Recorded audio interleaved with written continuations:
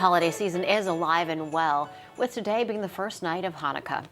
This year, though, the celebration is shadowed by a rise in anti-Semitism and the Israel-Hamas war. Joining me right now in Studio 61 is Rabbi Shaya Gopin. Despite the violence, this is a very important, very timely celebration, and it's really about shining light, spreading the light, right? As today is the first day of Hanukkah. Yeah, tonight's the launch of the beautiful holiday of Hanukkah, but the theme has never been more relevant.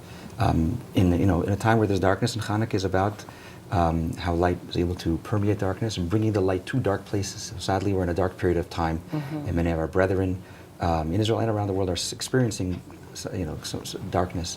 And the message is that you can, light always overpowers darkness, and everybody has a light to spread.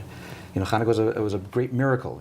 The idea of miracles and a little bit overcoming, big challenges. So that's something that's timely, and we want to, make sure that we live with that holiday in this time. It is really a difficult time for the Jewish community, as we've seen a credible rise in anti-Semitism all across the country. It's concerning, and there are a lot of incidents, and it affects people who before not necessarily were affected by it, but there's been an unbelievable awakening of Jewish identity, and people have the feeling, we have something positive to stand, use that awakening to be proud of our identity. Instead of hunkering down people are displaying, their mezuzah on their door, or they're putting on tefillin in a public way to show that they're proud of their beautiful heritage. So that's sparking a positive reaction as well. Spread your light. Don't be intimidated from hate. Yes, and this Sunday in West Hartford is an incredible celebration, a great way for folks to do that, right? Yeah, thank God. It's become very popular. It's great to be able to talk about it with you each year. The Fire and Ice is going to be in front of Town Hall this year. And last year we brought a band, Eighth Day, and they're coming back because they were so popular.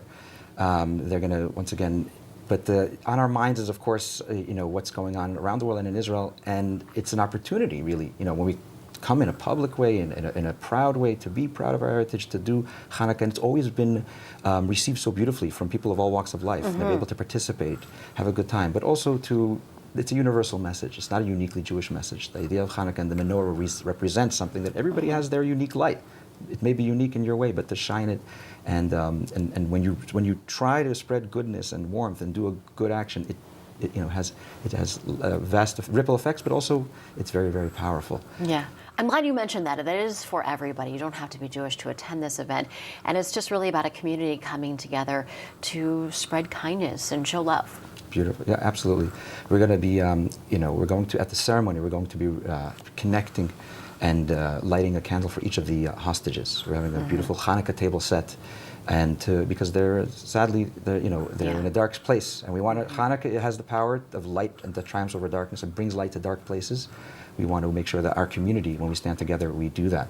When we're going to, pray for the people in need and for their protection, but at the same time celebrate this beautiful idea and this miracle, and hope that it brings light. I have to tell you, people all around the world, in Israel in particular, people are fired up, they're unified, there's a positive energy despite all the negativity and the difficult situation we're in. There's a feeling of unity, and it's a special thing to see. It's a really special thing to see. Now, what should people expect? I know there's going to be singing, there's going to be dancing, lighting of the menorah, but also there's going to be giveaways for folks who don't have a menorah at home. That's right. Chabad all around the state has these kits. You can see them. We have them right here, that are distributed for anybody who doesn't have it and would like to do the tradition of lighting the menorah. We always have that life-size carving of the ice menorah, 8-foot menorah, and the dancing dreidel is always a big dancing dreidel. That's right. I've been there. Yes, people love it. Yes. There's going to be activities for kids. This year it's going to be at 3 p.m. So there's more sunlight and warmth activities for kids. We're going to have mad science activities and crafts and food for sale. And opportunities for people to share their commitments to doing good. And there's going to be, of course, the West Hartford Fire Department drops gifts for all the children, chocolate and other Hanukkah goodies, and it's always been an exciting energy. All right. Rabbi Gopin, thank you so much for being with us. It's sort of become a tradition that That's I right. certainly do enjoy. Glad to have you with us. And for more information, if folks want to find out about other Hanukkah events happening throughout the state, you said there is a website for that as well. ChabadHartford.com. We're going to have a list. It's really all over the state. And tonight's going to be in Glastonbury, and tonight's going to be in Canton, shops at Farmington Valley. You know, and I know I'm going to be. There's going to be Monday night in Southington, and next Wednesday we're going to be doing it in the Farmington Village Green. But really, it's all over the state. You got to check many your ways town, to New Haven, celebrate. all over. Yes. All right. Thank you so much for being with us, and happy Hanukkah to you. Thank you.